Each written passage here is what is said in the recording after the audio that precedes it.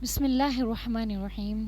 صحیح حدیث میں آتا ہے کہ رسول اللہ صلی اللہ علیہ وآلہ وسلم نے ارشاد فرمایا کہ جو کوئی بھی 9 ذی الحجہ یعنی کہ یوم عرفہ کا روزہ رکھے گا تو مجھے امید ہے اللہ تبارک و تعالی اس کے پچھلے اور اگلے تمام گناہوں کو معاف فرما دیں گے۔ اللہ اکبر، سبحان اللہ۔ اب یہاں پر 2 سوال پیدا ہوتے ہیں۔ پہلا سوال تو یہ پیدا ہوتا ہے کہ ہم نے جو اتنے سارے گناہ کیے ہیں کہ ہم نے اللہ تعالیٰ کے ساتھ غیر اللہ کو شریک بھی ٹھہرایا ہے، ہم نے اللہ کو چھوڑ کر مزاروں پہ جا کر وہاں پہ بزرگوں سے جو وہاں پہ مدفون ہیں ان سے ہم نے اپنے خواہشات کا اظہار کیا، اپنی دعائیں ان سے مانگی، یعنی اللہ تعالیٰ کے علاوہ کسی اور کو شریک ٹھہرایا، یعنی کہ اللہ کے علاوہ کسی اور سے ہم نے اپنی مرادیں مانگی ہیں، دعائیں مانگی ہیں، یعنی کہ اللہ کے ساتھ کسی کو شریک ٹھہرایا ہے۔ یعنی کہ ہم نے ایک کبیرہ گناہ کیا ہے، بہت بڑا گناہ کیا ہے، اور اس کے علاوہ بھی بڑے بڑے گناہ کیے ہیں، یعنی کہ شراب پی ہے، زنا خوری کی ہے، اور اپنا اللہ بلا کرے سود کا کام کیا ہے۔ ہم نے پچھلے سال اور یہ سال چل رہا ہے ہم ان گناہوں میں ملوث ہیں، اور تو کیا اللہ تعالیٰ اس کو بھی معاف کر دیں گے؟ تو دیکھیں علماء کرام لکھتے ہیں کہ پچھلے اور اگلے گناہوں کو معاف ہونے کا جو حکم اور جو اللہ تعالیٰ جو رسول اللہ صلی اللہ علیہ وسلم نے خوشخبری سنائی ہے وہ صغیرہ گناہوں کی سنائی ہے۔ کس کی سنائی ہے؟ صغیرہ گناہوں کی، یعنی کہ ہم یوم عرفہ کا یعنی کہ 9 ذی الحجہ کا روزہ رکھتے ہیں تو اللہ تبارک و تعالیٰ سے امید ہے، بلکہ میرا تو یقین ہے کہ اللہ تعالیٰ میرے اور ہمارے سب کے صغیرہ گناہوں کو معاف فرما دیں گے۔ کبیرہ گناہوں کو اللہ تعالیٰ اس لیے معاف نہیں فرمائیں گے کیونکہ وہ توبہ کے بنا معاف نہیں ہوں گے۔ بات سمجھ آ رہی ہے میری؟ یعنی کہ جب تک ہم توبہ نہیں کریں گے اللہ تعالیٰ سے اپنے کبیرہ گناہوں کی، یعنی کہ اللہ کے ساتھ ہم نے کسی کو شریک ٹھہرایا ہے، یا ہم سود کھاتے ہیں یا شراب پیتے ہیں، اس کے علاوہ جو بڑے بڑے گناہ ہیں، اگر ہم اللہ تعالیٰ سے توبہ نہیں کریں گے تب تک وہ گناہ معاف نہیں ہوں گے۔ اور سب سے کبیرہ گناہ، سب سے بڑا گناہ وہ ہے جو اللہ کے ساتھ کسی کو شریک ٹھہرانا۔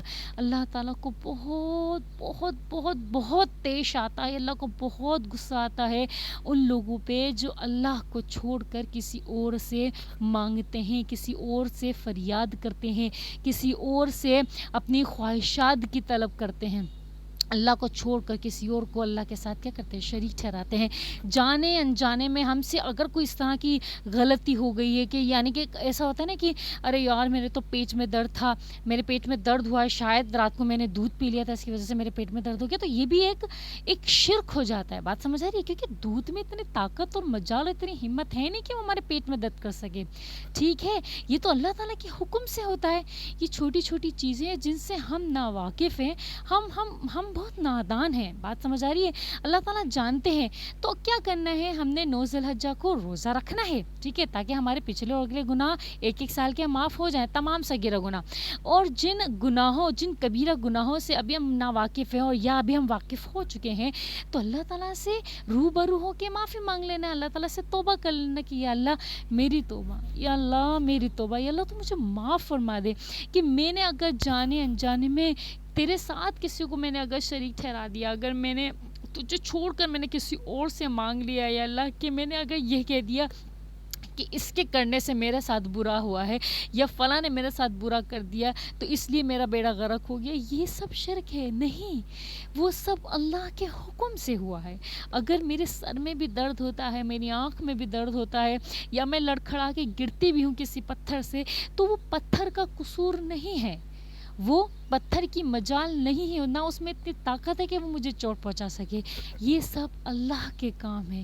اللہ تعالیٰ کا حکم ہوتا ہے تو میرے پاؤں لڑکھڑاتے ہیں اور میں گر جاتی ہوں، اللہ کا حکم ہوتا ہے تو میرے سر میں درد ہوتا ہے، سب کچھ اللہ کے کرنے سے ہوتا ہے۔ اس بات کو اگر ہم مان لینا تو ہماری کبیرہ گناہ ہم سے ہو ہی نہ۔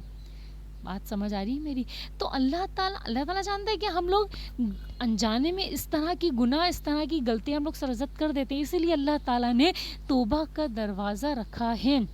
ہر وقت، کبھی بھی، کسی بھی وقت، کسی بھی پہر، کسی بھی گھڑی میں ہم اللہ تعالیٰ سے توبہ کر سکتے ہیں، معافی مانگ سکتے ہیں۔ کوئی قید نہیں ہے کہ آپ نے فجر سے پہلے معافی مانگنی ہے یا آپ نے تہجد میں معافی مانگنی ہے تبھی قبول ہوگی، نہیں نہیں نہیں نہیں، اللہ اتنا زیادہ سخت نہیں، اللہ تعالیٰ تو سخت ہی نہیں، اللہ تعالیٰ تو رحیم رحیم.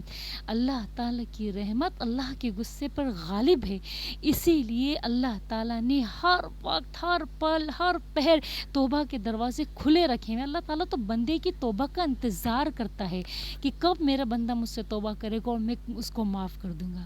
بات سمجھ آ رہی میری؟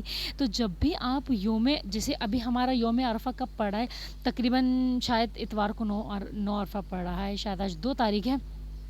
تو ہم نے اللہ تبارک و تعالیٰ سے اپنے کبیرہ گناہوں کی معافی مانگنے، صغیرہ گناہ تو معاف ہو رہے ہیں نا روزہ رکھنے سے، تو ہم نے کیا کرنا ہے نا، کبیرہ گناہوں کی اللہ سے معافی مانگنے کہ اللہ پاک جانے انجانے میں اگر مجھ سے کبیرہ گناہ ہو گیا یا میں نے تیرے ساتھ کسی کو شریک ٹھہرا دیا تو یا اللہ تو مجھے معاف کر دے، کیونکہ میں چاہتی نہیں ہوں میں کسی اور سے مانگوں، میں بالکل میری خواہش ہی نہیں ہے میں تیرے علاوہ کسی کے آگے جھکوں یا کسی کے آگے میں ہاتھ پھیلاؤں. یا اللہ تو دنیا اور آخرت میں اپنے سوا مجھے کبھی کسی بھی چیز کے لیے محتاج نہ کرنا. اللہ تعالیٰ سے رو رو کے گر گرا کے دعا مانگو یوم عرفہ کے دن، یعنی کہ جب آپ 9 تاریخ کو جب آپ روزہ رکھو گے، 9 ذی الحجہ کو، تو آپ نے اللہ تعالیٰ سے گر گرا کے دعا مانگنی ہے، اللہ تعالیٰ سے رو رو کر دعا مانگنی ہے. رونا نہیں ہے نا تب بھی رونے جیسی شکل بنا لو. بات سمجھ آ رہی ہے؟ اگر رونا نہیں آ رہا تب بھی آپ نے رونے جیسی شکل بنا لو، تاکہ ایک ہوتا ہے نا کہ ہم اپنے ماں باپ سے اگر کچھ خواہش کر رہے ہوتے ہیں تو ہمیں جیسے لاڈ میں آ کے کہ ماں باپ کو ہم پر ترس آئے اور ہمیں یہ چیز دلا دے، تو کیسے ہم شکل بناتے ہیں اور ایک دم افسردہ ہو جاتے ہیں یا کھانا بھی نہیں کھاتے ہیں. بعض بچے تو ایسا کرتے ہیں، تو ماں باپ کو ترس آتا اور ماں باپ دلا دیتے ہیں. تو بالکل اسی طریقے سے آپ نے کیا کرنا ہے، اپنے رونے والی شکل بنانی ہے تاکہ اللہ عز و جل کو ہم پر پیار آئے اور اللہ تعالیٰ ہمارے تمام گناہوں کو معاف فرما دیں. اور اللہ تعالیٰ تو بہت بہت بہت خوش ہوگا نا 9 تاریخ کو کہ اللہ تعالیٰ تمام اپنے بندوں کو، جن بندوں کو اللہ تعالیٰ نے اپنے ہاتھوں سے بنایا ہے، اللہ تعالیٰ اتنی محبت کرتا ہے، 70 ماؤں سے زیادہ اللہ تعالیٰ ہمیں محبت کرتا ہے، تو اللہ تعالیٰ ہمارے گناہوں کو معاف فرما دے تو اللہ تعالیٰ بھی تو خوش ہے نا. تو اس لیے اللہ تعالیٰ سے اپنی بات کو اس وقت منواؤ، اللہ تعالیٰ راضی ہے نا، خوش ہے نا، تو اللہ تعالیٰ سے اور زیادہ معافی مانگو اور اپنی دعاؤں کو مانگو اللہ تعالیٰ سے تاکہ ہماری دعائیں قبول ہوں. ٹھیک ہے. اب دوسرا سوال یہ پیدا ہوتا ہے کہ یوم عرفہ پاکستان میں کب ہوگا؟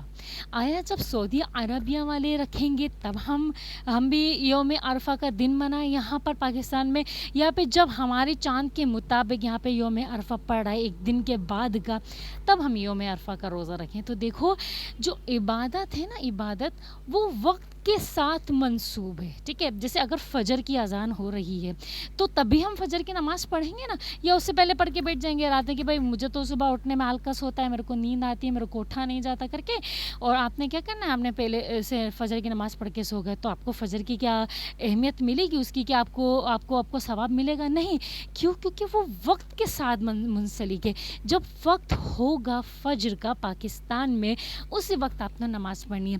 اب ایسا تو نہیں نا کہ اگر سعودی عربیہ میں فجر کا وقت ہوا ہے تو آپ نے اس وقت فجر کی نماز پڑھ لی، یا امریکہ میں فجر کا وقت ہوا، امریکہ میں ابھی اس وقت رات ہے، ہمارے میں دن ہے پاکستان میں، ابھی اس وقت امریکہ میں رات ہے، تو رات کو وہاں پہ جو فجر، وہاں پہ جو کیا نام ہے عشاء ہو رہی ہے، تو یہاں پہ تو عشاء نہیں ہوگی نا.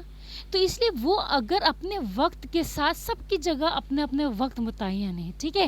تو یہاں پہ جس طرح سے وقت ہوگا چاند کے حساب سے، اسی دن ہم نے یوم عرفہ کا روزہ رکھنا ہے. ٹھیک ہے. یہ ڈاؤٹ مت پالنا اپنے دل میں کہ یار یوم عرفہ تو وہ سعودیہ والے صحیح منا رہے ہیں. ارے سعودی عربیہ والے یوم عرفہ کا دن وہ اس لیے منا رہے ہیں کیونکہ وہ سعودی عربیہ میں ہی ہوا تھا. وہ جو حضرت ابراہیم علیہ الصلوۃ والسلام کا واقعہ ہوا تھا، قصہ ہوا تھا، وہ 9 ذی الحجہ کو سعودی عربیہ میں اسی دن ہوا تھا. ٹھیک ہے. اور وہ پاکستان میں یا انڈیا میں وہ وقت ابھی ہوا نہیں ہے. ٹھیک ہے. بات سمجھ میں آ رہی ہے میری؟ وہ رات ہے یا وہاں پہ دن ہے، تو وہاں دن ہے تو یہاں پہ رات ہے. اسی طریقے سے جب ہمارے یہاں پہ چاند کی تاریخ ہوگی 9 ذی الحجہ، اسی وقت ہمارا یوم عرفہ کی فضیلت ہوگی. اسی لیے جیسے کہ شاید اتوار کو ہوگی ہمارے 9 ذی الحجہ، تو اس دن آپ نے یوم عرفہ کا روزہ رکھنا ہے انشاءاللہ عز و جل. دعاؤں میں بھرپور یاد رکھیے گا. میں بھی اپنے تمام سبسکرائبرز کو یاد رکھتی ہوں، جن لوگوں نے مجھے دعا کا کہا ہے میں ان کا نام ذکر کر کے بھی اللہ تعالیٰ سے دعا کرتی ہوں، اور اللہ تعالیٰ ہم سب کی مغفرت فرمائے، صغیرہ کبیرہ تمام گناہوں کو اللہ عز و جل معاف فرمائے، اور ہم سب کی جتنی جائز خواہشات ہیں اللہ تعالیٰ قبول مقبول فرمائے، آمین۔ جزاکم اللہ خیرا، احسن الجزائے فی الدارین۔